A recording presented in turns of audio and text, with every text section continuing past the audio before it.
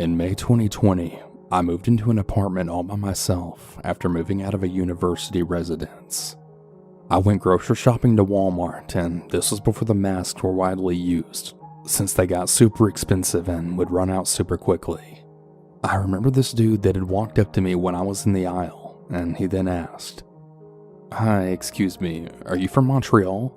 Which I then said no. He then asked me if my name was Sarah. It's not, so I said no, and that he was confusing me for someone else. He kinda just kept staring at me until I think he ended up seeing my name on my university bus card that was hanging around my neck. He then asked me where I was given my non-white name, and I was like, "Oh, I'm from Pakistan," and he totally freaked. He seemed weirdly happy, as I guess he was from India and had found a person who could speak a language similar to his. After that, I had remembered that I had forgotten my wallet at home and went to the other part of the store, then excusing myself and calling a friend. Anyway, so I guess this dude had enough information to stalk me online for over a year and has proceeded to try and add me pretty much everywhere. Despite me blocking him, he just made new accounts. Turns out he's a really big fan of me. That's what he said anyways. Long story short, I told the police, and they of course did nothing since the guy hasn't actually physically hurt me, nor have I seen him in public again. Just the occasional friend requests and message requests on Instagram and Facebook. The last time he tried to add me, which was last month I believe, I ended up telling him off and told him that the police knows all about him. But yeah, I really hope he hasn't been stalking me from the shadows, given that I've never once put any information about where I live on social media, and all my accounts are private. Some people just really have issues.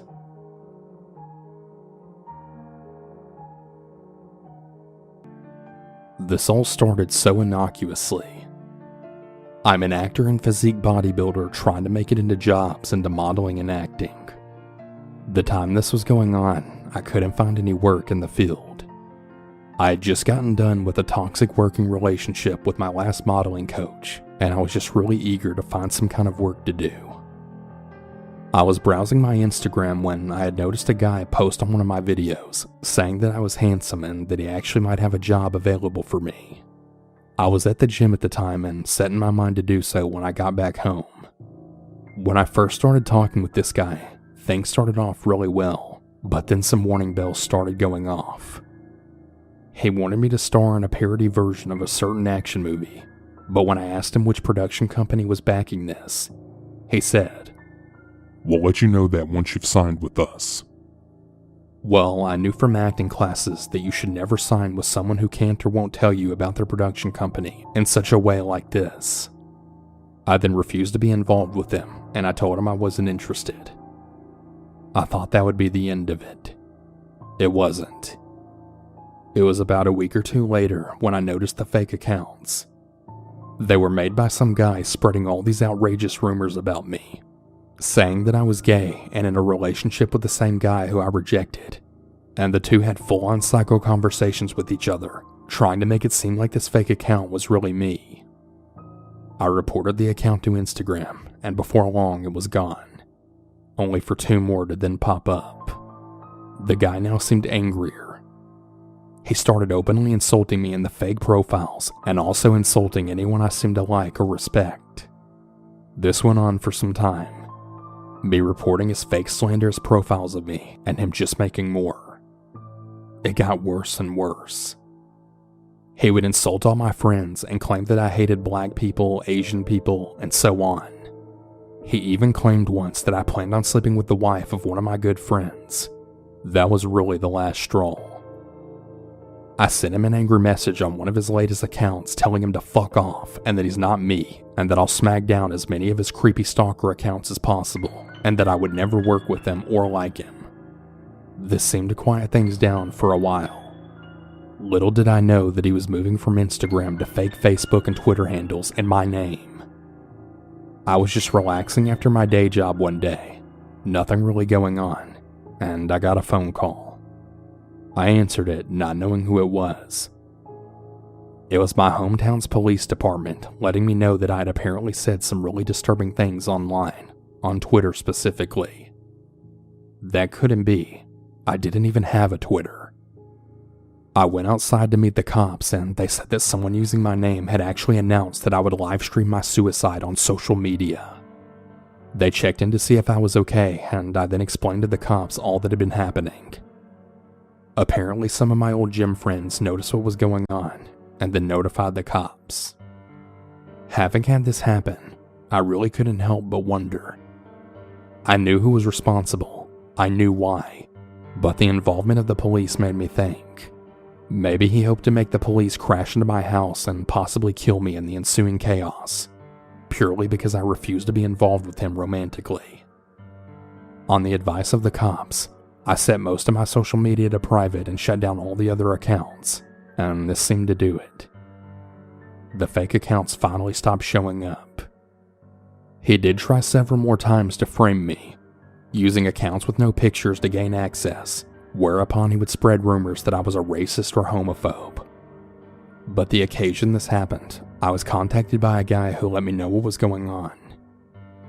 I realized who was responsible, and from then on, I would never accept Instagram follow requests. I haven't heard anything from the stalker since. Though even today, with all of this mostly over, whenever I see an Instagram follow request with no profile picture, I still find myself thinking maybe this is him trying to access me again, also he can continue the stalking. Whenever the whole COVID thing is over, I really hope that I can go back to my gym without any trouble. And for his sake, I really hope he keeps socially distanced from me. And I mean forever. I recently received a friend request that reminded me of this story, so I'm going to share it here. This happened after I went to university, so I was 18. I had really made an effort to make new friends after I moved onto campus, and I ended up with a few groups to hang out with, including a new girlfriend and plenty of people from my classes that I liked well enough. There was one class right before lunch where it was traditional for people to go to the cafeteria afterwards to eat in pairs of threes. I wasn't very discerning about who I'd have lunch with because I got on fine with most people from the class, and we were all trying to make an effort to be social. So when one girl, Lily, asked if I wanted to eat lunch together after that class, I didn't have any reason not to go. We kind of just talked about school and that kind of thing. Nothing really noteworthy, but she did ask me to get lunch with her again the next week. It became a pattern, and there wasn't exactly a way to start saying no suddenly. It was fine, but it did mean that I lost the chance to eat lunch with anyone else on those days. In hindsight, I suppose that was the point. One day while in class, I had asked someone if I could add them on social media. This happened right in front of Lily. I saw her face jerk towards me from a couple of seats over. It was such a sharp reaction that it was really hard to ignore, and I still remember it. By the time I got home later that day, Lily had sent me a friend request. No friends in common. I really don't know how she knew my last name. I was a bit surprised, but I guess that she had just dug through the university's social media pages and found me through there or something. It gave me a bad feeling, but surely it was fine, right? She ended up messaging me a lot and also commenting on anything I posted. I told myself that she was just awkward, and we became friends, if not close. I'd known worse people. She still always got me to go eat lunch with her after our one shared class. Other than that, we had rarely spent time together in person. I saw her around sometimes, but I never went out of my way to hang out with her, so it was mostly online messaging and just seeing each other in group settings. Very coincidentally, my girlfriend was also called Lily. This was something that clearly bothered Lily. Not my girlfriend, who couldn't have found it less interesting. It was just a common name to her. Well, the other Lily had occasionally hinted that she wanted my girlfriend to pick a different name, or joked about her not suiting it. She very clearly didn't like my girlfriend at all, and I had no idea why. It was kind of hard to ignore by this point. Lily was starting to unsettlingly hint that she had a crush on me. I tried not to address it because what was I going to say to that? I've never really known what to do when a friend makes a pass at me, and I was also not interested in the least. Even ignoring the weird stuff that she pulled, Lily wasn't my type at all. She tended to dress and act in a way somewhere between a 50s housewife and one of those adults who's still obsessed with Disney princesses, if you can picture that. Things took a really uncomfortable turn on the day of our last shared class of the year. Instead of asking me to lunch like she usually did, Lily had asked me if I'd go for a walk with her. Once again, I didn't really know exactly how to refuse it, so I said okay. Our campus was bordered by a large patch of woodland. Lily led me into the woods, and the sounds of our fellow students slowly faded away. She sat down on a log, and I joined her. She started talking about how she was going to miss me over the summer. I tried placating her, but I didn't want to be there, especially because she seemed almost on the verge of tears. I think I tried to make an excuse about having plans with my girlfriend, but before I could leave, Lily chose to kiss me without warning. It was uncomfortable to say the least. I got out of there, and I was happy to think I wouldn't see her for a while. I came back to university after the summer, moving into a house with my friends. Without going off topic, there were some serious issues in my friend group. A lot of petty arguing and worse. I broke up with my girlfriend at the start of that school year as well, and basically the whole mess made me recontextualize things with Lily because it suddenly didn't seem as bad now. That being said, I didn't want to be alone with her. We mostly just talked online. She was still constantly messaging me after all. One upside of everything was that I started dating a boy. Well, Lily wasn't too pleased to hear that news. I think she hoped to sneak in after I broke up with my girlfriend. But as I said before, that was never going to happen. There wasn't a big gap between my breakup and this new relationship, so she must have thought she missed her chance to be with me. This is where the story gets bad. Around this time, I was fairly active on Tumblr.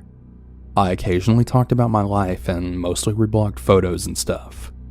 I was on there one day when something really odd happened. One of the blogs I followed had received an ask with some phrases I recognized. It took a second to register that it was taken from my About page. That made me freeze. I read the message properly. Someone was asking this completely random person to analyze a section of text from my page, asking for their opinion on the type of person who would write it. I can't stress enough how messed up it was to see people talking about me like I was a character in a book or something that they were trying to study. The reply was basically, I don't know, sorry. But the important thing was that the question hadn't been anonymous. It was linked to someone's blog. Obviously, I really wanted to know who had taken such a bizarre interest in me. As far as I knew, no one in real life other than my boyfriend knew about my page. Well, no prizes for guessing who was behind it. What I found was like a shrine. She was using a fake name, but I recognized Lily all over that thing. It was this cutesy pink and red page. There were a few posts about her interests, but most of the content was focused on her primary interest. Me. Most of the posts were all about me. There were all the accounts of things that I'd done recently. He told me about such and such, he went to a nightclub recently, etc., as well as references to things from as far back as I'd known her. It was clear she'd been keeping tabs on me, both online and offline, gathering up every scrap of information she could find about my life and then hoarding it here in her collection. She talked about us eating lunch together and how special our dates had been to her, as if it was anything more than just acquaintances getting food after class. She talked about the time where she had forcibly kissed me in the woods, but she wrote it as if it had been mutual. She quoted lyrics from my favorite song and talked about how she'd always be there for me, no matter who else came into my life. There were lots of references to loving me just the way he is, which answered another mystery about an anonymous love letter that I'd received earlier that year with the same wording. It got even worse. There were a lot of posts about my boyfriend as well. These weren't so nice. They got vicious, talking about how he didn't deserve me and he didn't know what he had, that if she was with me she'd be jealous of anyone else who came near me, so my boyfriend not being a jealous person meant he didn't love me. It was really angry and hateful. I didn't like to think about the sort of person who could write so obsessively being fixated on me.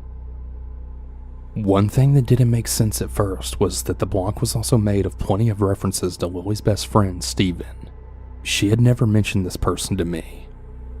Her post had really talked a lot about Steven. Things like how great of a friend he was, how much fun they had together, how he looked out for her, etc. I was trying to work out whether this was an online friend, when one specific post made it all click. She had posted a photo and captioned it with, "Steven sent this to me. He knew that I would like it and love it," or something like that. The problem was, the photo was taken from my own page. I hadn't sent it to her. She took it from my own page and then claimed this fictional best friend of hers shared it with her, because in her head, she'd split me into two people.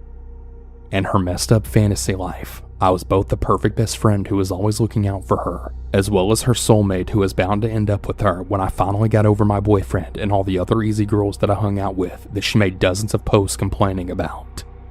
Who was she complaining to, you might ask? Oh, Lily had an audience. She asked open questions about me and her relationship with me, and actually got messages back from her followers. People who took what she said at face value. I saw a bunch of random people agreeing with this stalker that my boyfriend didn't deserve me, and that we were bound to break up soon so I could be with Lily, the person I was clearly supposed to be with. She had this fake fanfiction version of my life up for anyone to share their opinion on, and she had made herself out to be the hero of it all. I went maybe a month back into this page's history. I didn't look at everything that was there. It was just way too much, so I'm not really sure how long this had been going on. I sent Lily a message confronting her all about the blog. She said nothing. I really can't stress how weird it was to have found pages and pages dedicated to me, with her talking about how she was in love with me and would make absolutely sure we ended up together, slamming my boyfriend and building a fantasy life with two different versions of me in it that she clearly believed to be real, then acting like it hadn't happened. She said nothing. She didn't address it, she just changed the subject. Even after I pushed, it was like she hadn't even registered what I said. I've never seen anything else like it in my life. She deleted the page, of course, or at least changed the name and hid it so that I never found it again. It wasn't the end, though. I wasn't going to hang out with her anymore, but we were still shoved together in classes, and she had started to actually scare me with what she might do next. I'm kind of a paranoid person. Knowing someone was obsessively keeping track of me for who knows how long really freaked me out. The next thing she pulled was trying to seduce my boyfriend. It was an absolutely useless attempt that really only made him uncomfortable. He told me all about it right away. What was her plan there? Did she hope to tell me that he cheated and wait for me to break up with him? Why the hell would I want her after that? Well, when that didn't work out for her, she then tried hitting on 3 of my other friends. None of them took the bait. She ended up dating one of my former housemates for a while, but she made sure to send me messages while they were together, letting me know that she'd rather be with me. Yeah, no thanks. Lily made sure to stay in my life the whole time I was at university. There was actually a time when I tried to pull away from her, and she ended up starting rumors about me and damaging a career opportunity that I'd put a lot of work into. I don't know what else she did behind my back, but it really made me realize that it was safer to let her think that she was a part of my life, all while ignoring her, rather than doing something that would cause her to get angry. After I graduated, Lily still wanted to spend time together, but I knew I didn't have to now. I made excuses about work, and I barely even talked to her after that point. I almost entirely stopped posting on social media that I knew she knew about. Of course, she didn't give up that easily. She tried to start conversations, asking me to meet up with her, attempts that I usually ignored. I really didn't like to think that she was still tracking me online, but she probably was.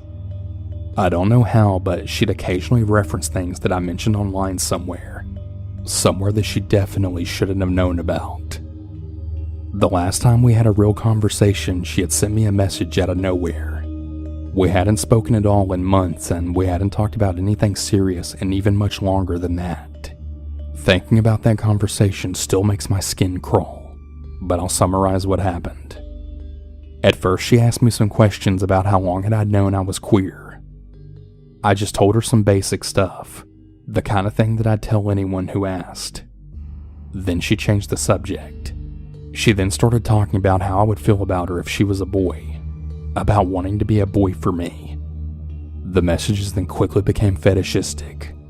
She went into plenty of detail about fantasies she had about the two of us. Again, We weren't even friends at this point.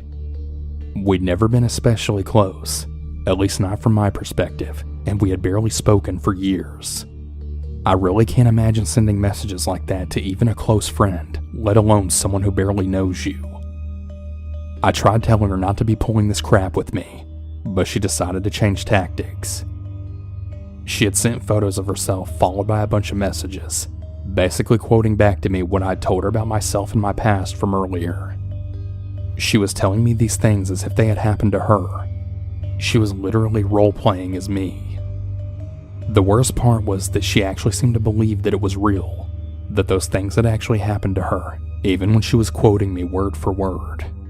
Things that I told her only hours before were now apparently her life. It was like she was trying to absorb my history or something to take it over, to make my own life part of hers. Yeah, I didn't talk to her again after that. I ignored all future attempts she made to talk to me, and I eventually even silently deleted her from all the inactive social media, which was her only real way of contacting me. I really did think that she might finally move on. Well, a few days ago she had sent me a friend request. It's sitting there unanswered because I know if I delete it, she'll just send another one. Lily and I met nearly 12 years ago. This story is just the highlights, and even then, it's only the stuff I know about for sure. A lot of it happened behind my back. I know it did. So girl who spent 12 years obsessing over me, fetishizing me, stalking me, and harassing me, I really hope to never hear from you again. The sick and twisted fantasy life you built for me for the two of us in your head is the only place you'll be seeing me anytime soon.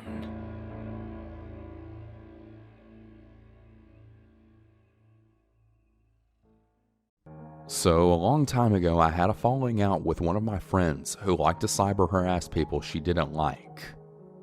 Because I knew this, I took precautions on all of my social medias and added the two-step verification where it would send codes to your cell phone if someone tried to log in or change your password. Seems like a safe step, right? I never really thought about it any further until a few days ago. I get an SMS text from a random number that addressed me by my full first name. It freaks me out a little because the spelling of my first name is pretty uncommon from where I'm from. No big deal. Maybe it's just an old friend who changed phones. I gave the classic, "Who dis?" back at them, to which I received an even stranger text back. "Oh my goodness, it's you. Are you 18? I have something I want to cash app you." Well, that's weird, I thought to myself. Probably just some scam to hack my cash app. I said again, "Who is this?" I never received a text back from that number. No less than 5 minutes later, I get 3 calls and 2 spam voicemails from different and unrecognized phone numbers. Then I get a text telling me to pick up the phone and saying my name. Now, that's pretty alarming. I immediately took screenshots and I had my boyfriend call from his phone, but no luck.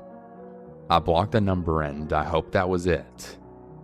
Maybe about 30 minutes later, I get 5 phone calls from a new number and a new, even more alarming set of texts. "I'm a 40-year-old man and I'm in love with you. I will keep trying to reach you until you respond. I won't stop." I immediately blocked the number and then called my parents. Then within about 2 minutes, he made a new number and texted me again. "Wow, I just want to talk to you for 5 minutes. I'll even pay you, but after that, consider me gone." Again, I just blocked him.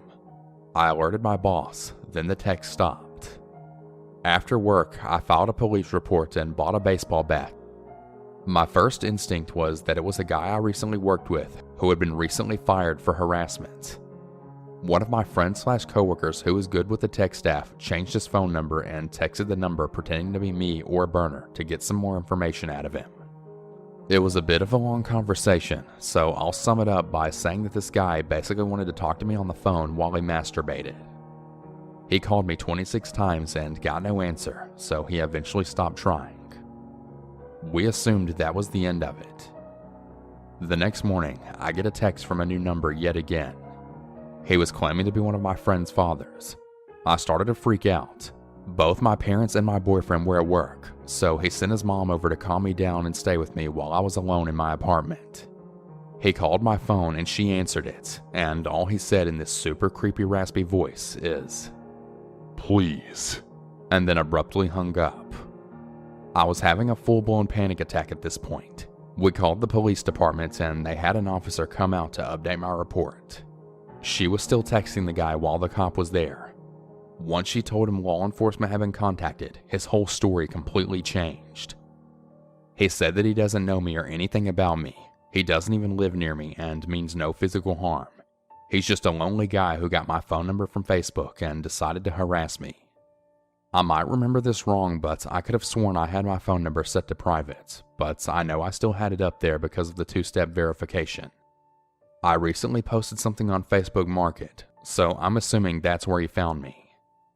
I have since deleted that account and changed my phone number, and nothing else has happened. Posting this here is more or less a warning to anyone who has that two-step verification set up. Please double check and make sure that you have the most private settings as possible for everything.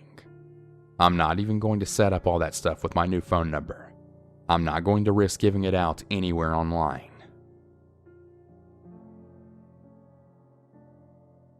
This started towards the end of my 8th grade year. Basically, my friend had this guy who was following her Instagram, and he would comment on all of her posts telling her how pretty she was.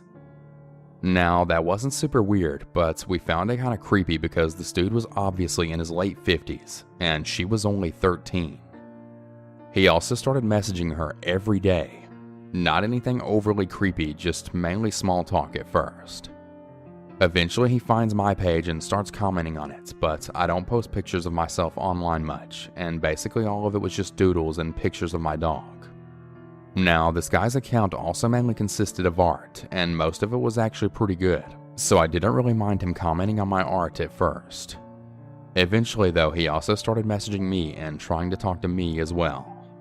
Now, I have pretty bad anxiety and I hate coming across as mean, so I wouldn't really respond with words unless he asked me a direct question. Mainly what I did was just send a heart or a smiley face. Stupid, I know. So this continues for a few weeks and I learned that this guy can randomly blow up. I learned this because I had responded to a message from him asking my age and I told him I was 13, and then I put my phone down because I had to do the dishes. When I came back to my phone, I had like 10 messages from him asking why I wasn't responding and also telling me that he was joking. I was super confused at first at what he could have sent that would have made me mad. Basically, he had responded about how both me and my friend looked like we were 18. I found that to be creepy, but I didn't want to confront him about it, so I told him it was fine and that I was just doing my chores. The conversation moved on, and I made an excuse to stop messaging him for the day. One really creepy thing he did was when I posted a picture of my grandma's dog, which is a corgi, and put the caption of how much I love that dog. He liked that photo, and then within a day or so later, he sends me a picture of a corgi that he drew for me. I thanked him for it, and then he asked me for my address so he could send it to me. I absolutely refused, but he kept asking me, telling me that it was a gift and that he wanted me to have it. I had to send a message explaining that it was a family rule and that I wasn't allowed to tell him my address. After that, he dropped it. Eventually, after a bunch of little creepy things, my friend finally blocked him, and so he started ranting about it to me, saying how she shouldn't be creeped out by him and he was just trying to be nice, and that if she had a problem with anything he was saying, she should have just told him. He basically continued on like that for the next few days. He then pointed out how he was following her backup account, and how he was going to start talking to her on that one. I immediately told my friend all about this, and she blocked him on her backup as well. I eventually stopped talking to him as well, and I also blocked him.